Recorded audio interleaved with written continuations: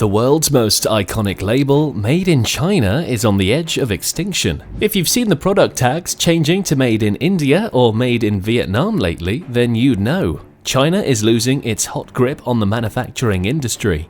The end of an era is approaching us, but what does it mean for the world economy? More importantly, what does the future for multinationals like Apple look like? Well, get ready to find out as we take a ride into the post-pandemic world of manufacturing, putting China's monopoly on global supply chain in perspective. Have you ever stopped to think about where your favorite products come from? Well, the chances are that a lot of them were made in China. Now, China is known for its impressive logistics network that includes ports, railways, and telecom networks, making it a powerhouse in global supply chains. But lately, there are some valid concerns going on about the high dependence on China-driven supply chains, especially with the trade rifts and COVID-19 wreaking havoc on the world. Interestingly, the pandemic actually had a reverse effect on China's supply chain dominance. While there was initially an anticipation that manufacturers would move to other countries like Vietnam or Mexico, the impact of COVID-19 on the rest of the world was more significant than in China. However, China's dominance in the global supply chain is not a recent phenomenon, with the country alone accounting for nearly 1/6 of global goods exports in 2020, surpassing the US and Germany.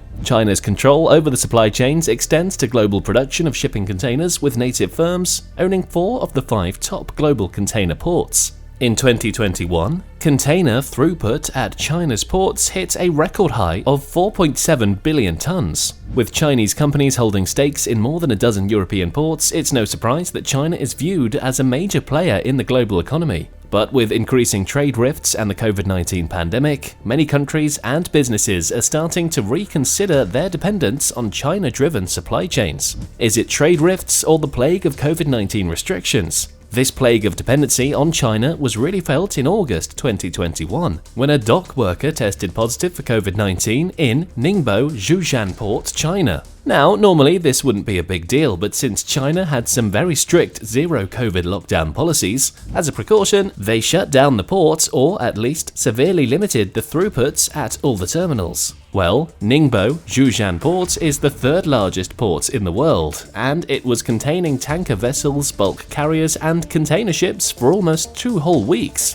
That's a lot of cargo that was just sitting there, and the fallout from this continued for weeks after. Retailers around the world were worried about keeping their shelves stocked. The supply chains for the world's largest multinationals were down in the dumps. China's strict COVID-19 policy has caused problems for local infrastructure whenever there's an outbreak, which has led to an increase in shipping costs since 2020. The situation got worse in 2022 with the Omicron outbreak and a 2-month lockdown of Shanghai. To understand how worse the situation is, let us put in perspective the logistics of shipping.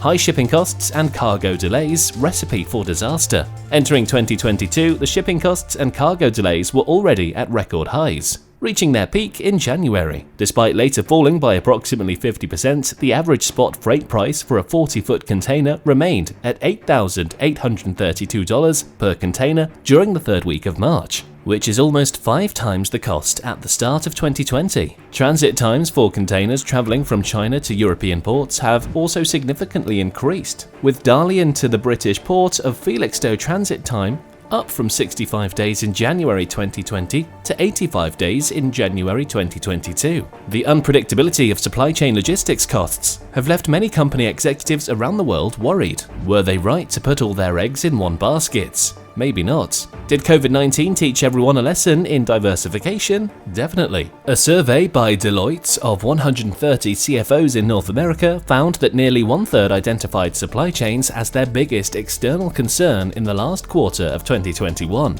with almost 2/3 believing supply chain costs would substantially increase in 2022. And like dominoes cascading in a line, China's biggest customers felt a major blow on their deliveries and manufacturing load, including Apple. Apple, the first ones to move out. Remember those videos that went viral showing an empty and quiet Foxconn factory in Zhengzhou, Henan, China? Well, turns out it's not just some rumor or hoax. That factory, which used to produce over 50% of the world's iPhones for Apple, was struggling with dwindling orders and fewer workers. Foxconn has been a significant player in the region for years, providing jobs to almost 300,000 people and accounting for nearly 80% of Zhengzhou's import and export value. But with Apple's supply chain moving to Southeast Asia, Foxconn is also following suit. It's been announcing investments in factories in India and Vietnam. Sadly, this shift means layoffs for thousands of Foxconn employees in China. The Zhengzhou factory alone was expected to cut over 10,000 jobs.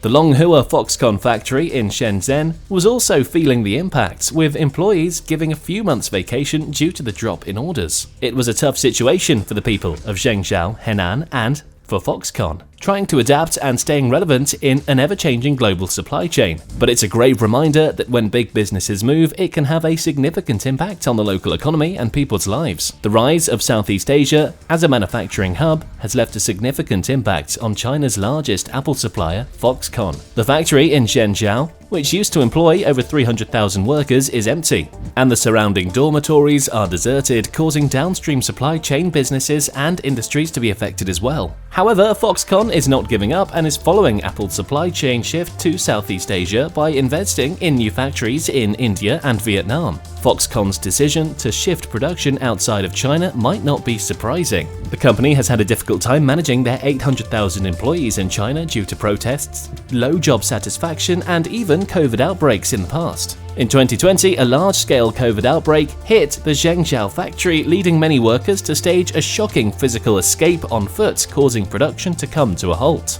This may have been one of the reasons why Foxconn is moving to India. But Foxconn is not alone in this situation. Changshuo Technology in Shanghai, another significant Apple supplier factory, is also feeling the effects of Apple's reduced orders. The factory has stopped hiring since November last year, and many employees are leaving. The parent company, Pegatron, also plans to open a second factory in India to diversify its investment and production operations outside of China. The shift in the Apple supply chain is undoubtedly causing a massive impact on China's economy, but it's also creating new opportunities for Southeast Asian countries. Dependency to diversification, a lesson learned. Now, the countries are starting to realize that the risks of global supply chains might outweigh the benefits. This is causing some major concern and could lead to some seismic consequences. It's like a game of Jenga. You remove one piece and the whole thing could come tumbling down. China is feeling the heat as companies start to consider alternatives. Vietnam, in particular, has become a popular choice for low-end manufacturing. But let's not forget that it's easier said than done. Moving supply chains isn't exactly a walk in the park. Chinese factories themselves, for instance, are now setting up shop in Vietnam to avoid US tariffs. Looks like everyone's trying to dodge a bullet here, but there are some challenges. The markets in this South Asian region are highly diversified, making it tricky to move certain sections of the chain without carefully evaluating the pros and cons.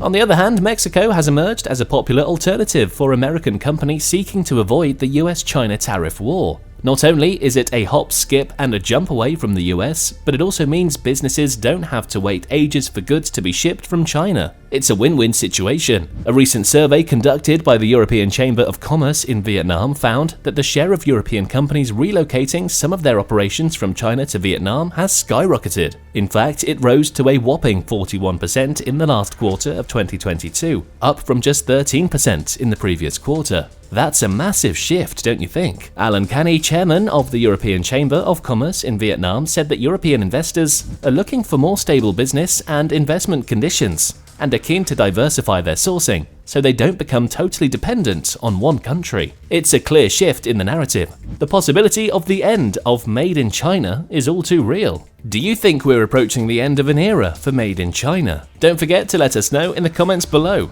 Stay tuned for more updates.